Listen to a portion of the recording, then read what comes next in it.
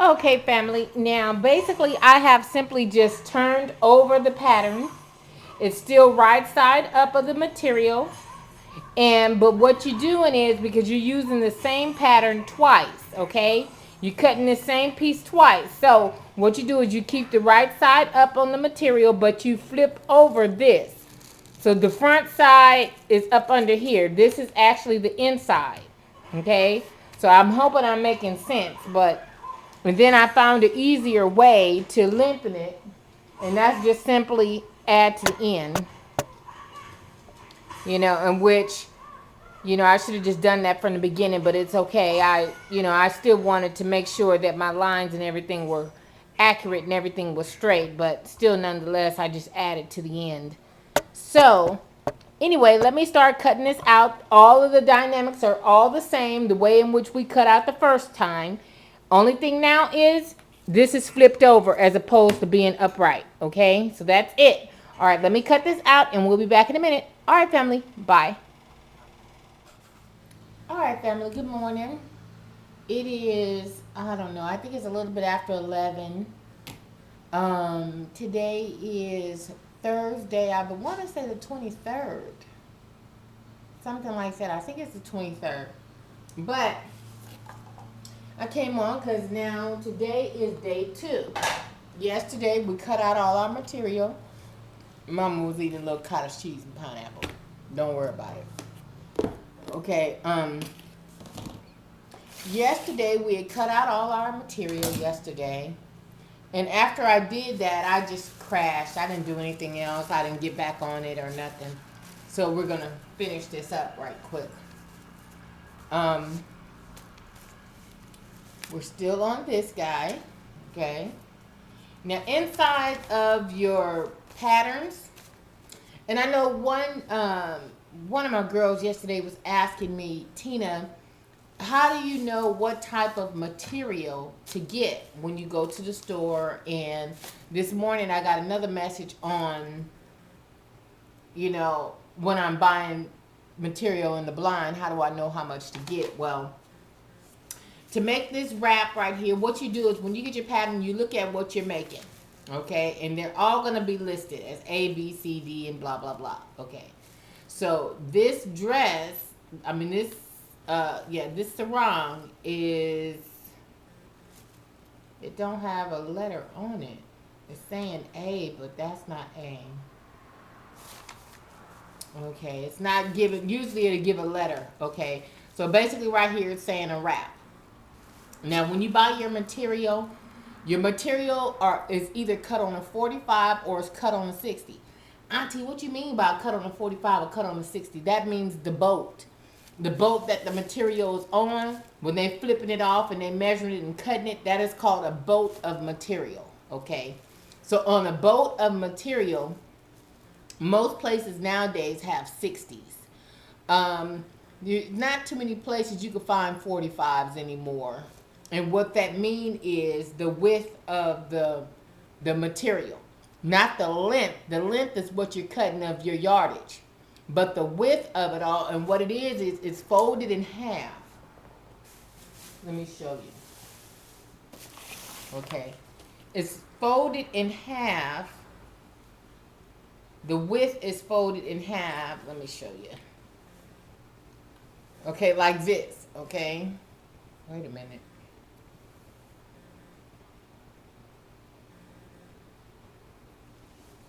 Okay. This is a 60. Okay. So it's folded in half, which makes it actually 30. But if you open it all the way up, it'll be 60 inches wide. Okay. But folded in half like this, it's cut on a 60, but of course it's folded in half on a 30. Okay. So this is a 60-inch. This is 60-inch material. If it was a 45, when it's folded in half, it would be somewhere about up in here. Okay. So that lets you know right there on what you have. So, but when you're looking at your pattern and you're figuring out what it is that you're going to make, remember yesterday I was telling you guys about the notions. It's going to let you know here on what type of notions you need. The notions are i.e. Elastic, buttons, zippers, things of that nature, hooks and eyes, those type of things. What's a hook and eye, Auntie? What's a hook and eye? Well, a hook and eye is what's on the back of your bra. It's a hook and it's an eye. Okay? And those are, that's what a hook and eye is. And some of your dresses might have one hook and eye at the top around the collar of your dress and things of that nature. So sometimes it's called for that. But in this material, on this pattern here, more than likely it's just going to be elastic and, you know, stuff like that. Because, I mean, it's swimsuit stuff. So, okay, so then I figure out what I'm going to make. I figured out that I was going to make the sarong, which I'm calling a maxi wrap, okay? So then you look at the fabric. It's going to tell you what type of fabric that you can use for what type of, for whichever one you're going with, A, B, C, D, or blah, blah, blah, okay? So you're going to, right here it says wrap. So for this, it's the chiffon, the gauze, the crepe. That's the material that you use for that. So, let me see. Like this chiffon. Chiffon is your see-through type stuff. See how this is frame? It's like frame. That's what the pinky cheers are for. Okay, and I think one of my girls, Sassy Mark Rep was saying that she didn't. You know, thank you. I didn't know what a peeking shears were. Okay, that's what these are. And that keeps the shit from fraying. That's what I was telling you guys yesterday. But this right here is more of a chiffon. And chiffon is just that stuff that it's like almost like a lining, where you can look at it and you can see straight through it. Okay, so that's what this is. And this would be more of like a sarong, because of course you want something that's rather see-through because it goes with your swimsuit or whatever the case. I don't know what I'm going to use it for, but that's pretty much what that material is. It's a chiffon.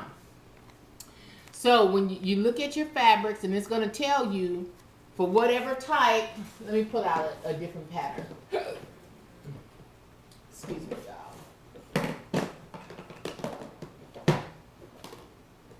y'all. Okay. Like in this particular pattern, this definitely looked like a polyester blend. So let's just see. Okay, the fabrics. Okay.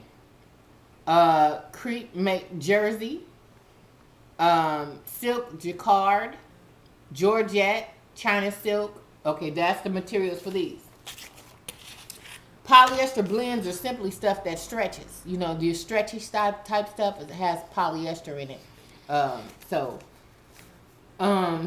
I picked this material. My motivation for picking this material here because it was rather feminine. I like real feminine, girly type stuff. And when I saw this, I just envisioned this because it just looked alike. You see that material from this picture? It looks sort of like the material here. So it was just my motivation. And then I do like greens. So the other material that I'm making with it is this pretty green. Isn't that gorgeous? Or am I just the only one feeling it? I don't know. But I like it. So we're getting ready to put this together. So what you need to do is you need to figure out, okay, you look at your colors and what colors you're working with. Then while you're at the store, you pick out your threads that coincide with your material. Now, let me see what type of thread we have to work with that is close to this green, because we're going to do this green one right quick. And to be perfectly honest with you, I don't think I have. Wait a minute. That's cool. We'll work with that. I didn't even think I had any green, but yeah, we'll work with that. Okay. So, what you need to do, based on your machine, all machines are different. So, you know, what my machine might do, yours might do something different or whatever the case. Now, this morning, one of my girls was hitting me off and she was asking me what I think is the best machine. There's some really, really nice machines. And then there's all kinds of different machines. It's different kinds to do different stuff. You have embroidery machines. You have machines that are considered as sergers. Your sergers are your machines that give you that really nice finish. You know, like that. You know, it gives you a really nice finish. It finishes off your stuff. My machine, I have a brother. Tioni has, I think Tioni has a Simplicity. But I need to put some thread on one of these bobbins. I'm going to keep that black. I need to just buy me a new package of bobbins, and I haven't done that. So what I do is I just simply add material to it, just enough for the project that I'm going to do. And so that's what I do. But yeah, I still need to get a package of bobbins. I really, really do. Okay, so then we're just going to put this. Oh, and your thread comes in yardage, okay? And I like, I like nice poly, because a lot of them are polyester blend. This is an all-purpose thread, and it's 250 yards per spool. It seems like it's a lot, but it's not that much really. When you're looking at, to make an outfit, you might use maybe 100 to 200 yards, especially if you want to finish it very well. Let me show you a different one. Now, like this one, this has 850 yards per spool. So this, of course, will last longer, but this has more of a silky type to it. So this is definitely a premium thread. Thread can be expensive, y'all. Thread can really run expensive. And then if you really think you're doing something, and especially for my arts and crafts girls, you could buy clear thread. And this right here is clear thread. And this is 2,200 yards. Okay? And this right here, you could sew it with anything and it just won't show, of course. So anyway, let me see if this will match this pink just for the sake of argument here. Oh yeah, that'll go good with that. So let's put that over there. Okay, so let's get busy. We're getting ready to thread our bobbin. Now, the way in which I thread my bobbin based on your machine is more than likely going to be different. It's not going to be the same way because all machines are different. So, to tell you a really good brand or a brand that's not that good and this and that, well, it's hard for me to say what's good and what's not good because there's, it depends on what type of project you're doing. You know what I'm saying? It depends on what type of project you're taking on. If it's going to be embroidery, then they have some machines that are really. I mean, you can get a machine that's over $1,000. Like seriously, you can buy a machine over $1,000, and some of those guys, they have a computer chip in them, and actually you can print out. You can go online and download like different embroidery patterns and things of that nature, and then put it into your machine and to do certain types of seams, stitches, and to do all kinds of stuff. So it just depends. I can't really say which one is better than the other, really, to be perfectly honest with you. I can't tell you what, because for the longest time my mom had a Singer. My mom had a Singer sewing machine, and dang it, shit. I hate this shit. It has a cutter on here, and it just cut my damn material.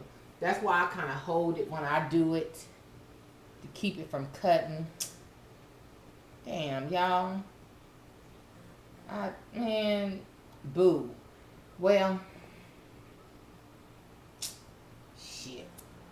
Should have just kept on holding.